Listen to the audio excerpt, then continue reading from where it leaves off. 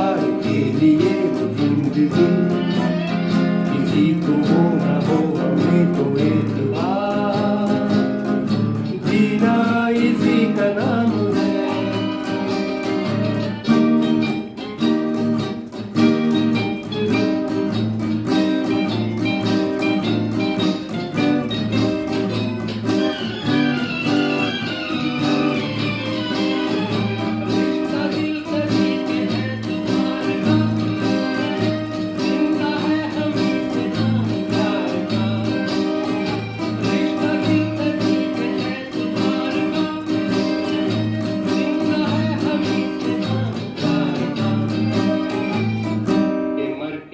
किसी को याद आएंगे, किसी के आंसुओं में मुस्कुराएंगे, करेगा भूल हर कहीं से बार-बार,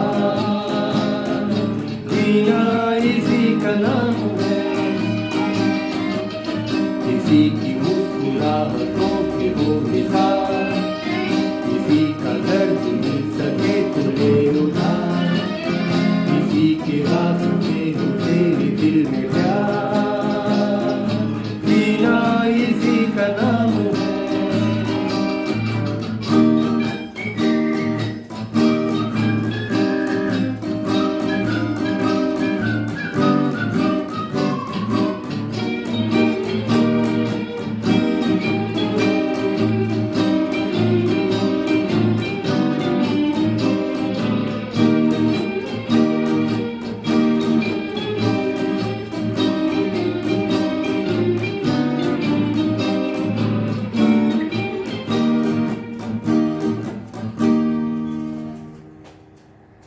दोस्तों, हमारा आज का गीत 1959 में आई मूवी अनाड़ी से है।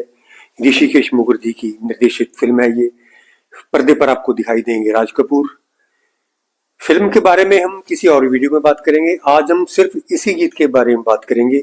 ये गीत ही अपने आप में बहुत बड़ी रचना है। ये किसी की मुस्कुराहटों पे हो निसार, किसी का दर्द मिल सके तो ले उधार। अगर आपकी वजह से किसी की जिंदगी में बाहर आ जाए, किसी को आप खुशियां दे सको,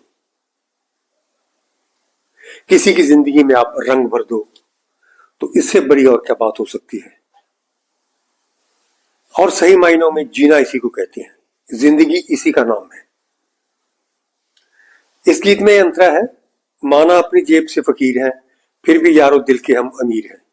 ऐसी जिंदगी जीने वाले, ऐसे ख्याल रखने वाले लोगों के पास पैसा तो इतना ज्यादा होता भी नहीं, क्योंकि वो पैसे के पीछे नहीं भागते, पैसे की उनको भूख नहीं होती। वो बस अपनी मस्त जिंदगी जीते हैं और उनकी कोशिश होती है कि बाकी सभी भी उनकी तरह जिंदगी जिए, आनंद में रहें, दूसरों को खुशियां बांटते हैं। और जो लोग दूसरे को खुशियां बांटते हैं, दूसरे को आनंद बांटते हैं, तो वही लौट कर उनके पास आता है। जिंदगी चाहे इनकी थोड़ी ही जिंदगी हो, बहुत लंबी चाहे वो जिंदगी ना जिए, लेकिन वो अपने आप में बहुत बड़ी और भरपूर जिंदगी जी के जाते हैं। जीना इसी को कहते हैं, जीना इसी का नाम है।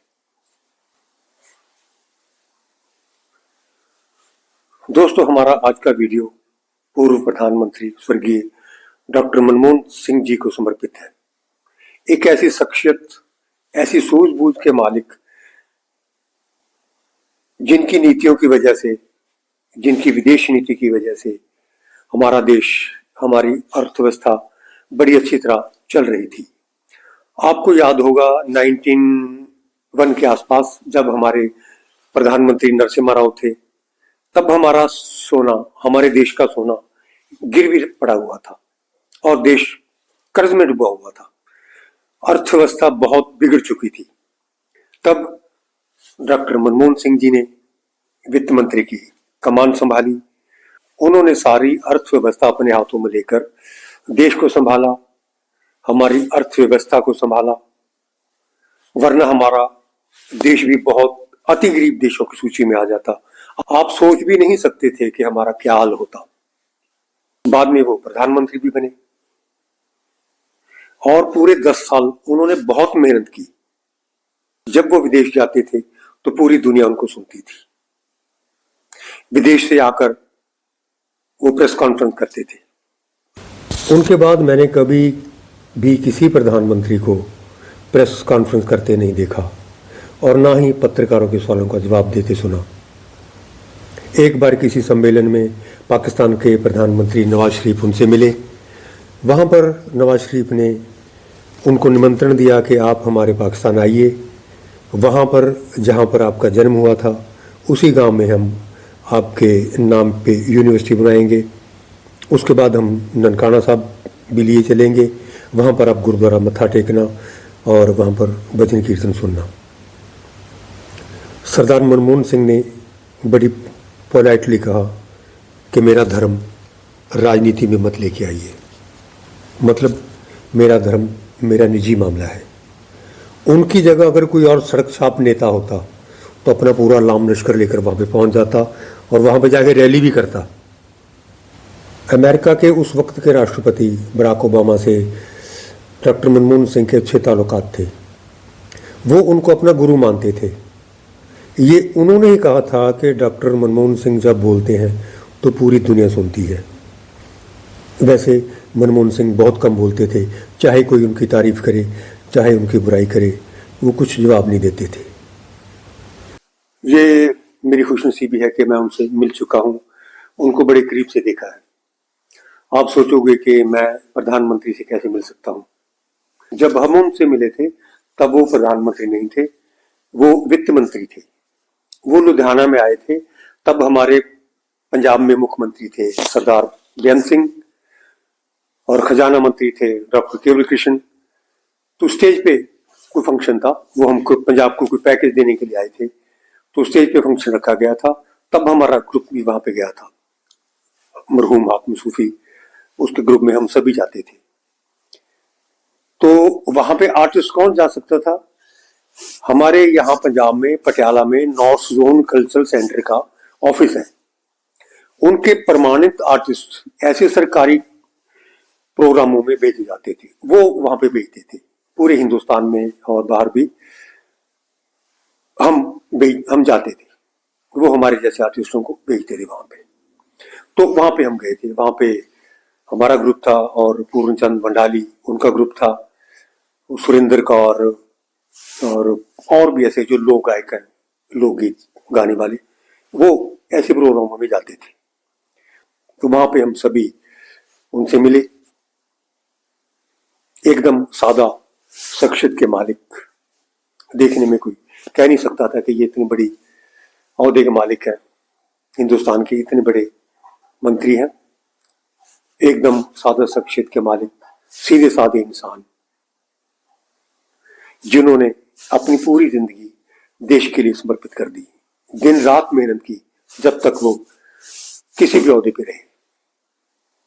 ऐसे लोग कभी मरा नहीं करते, हमेशा जिंदा रहते हैं।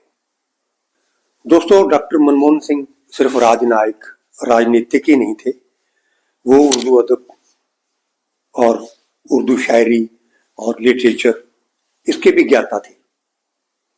एक बार किसी पत्रकार ने उनसे पूछा कि आप अपने कार्यकाल के बारे में क्या कहना चाहोगे, तो उन्होंने कहा कि मेरे कहने से कुछ नहीं होगा, ये आने वाले दिन बताएंगे कि हम क्या थे। और अपने आखिरी लेक्चर में उन्होंने कहा था कि कुछ बात है कि हस्ती मिटती नहीं हमारी, सदियों रहा है दुश्मन दौरे ज़मा हमारा। तो ये थी डॉक्टर मनमोहन सिंह की शख्सियत और उसके बारे में कुछ बातें।